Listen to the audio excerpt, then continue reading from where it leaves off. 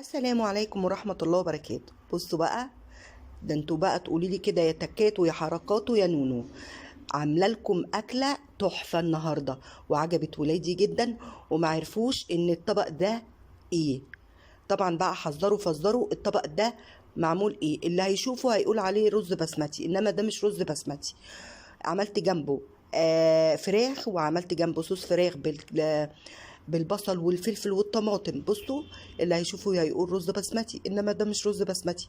الحمد لله قدرت اضحك على ولادي واعمل لهم بديل الرز البسمتي ان هم بيحبوه.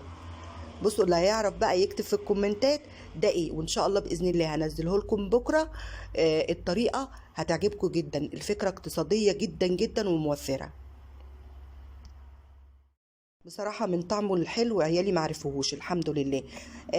الفكرة اقتصادية احسن كتير قوي من انت تجيبي الرز البسمتي يعدي ال 40 جنيه.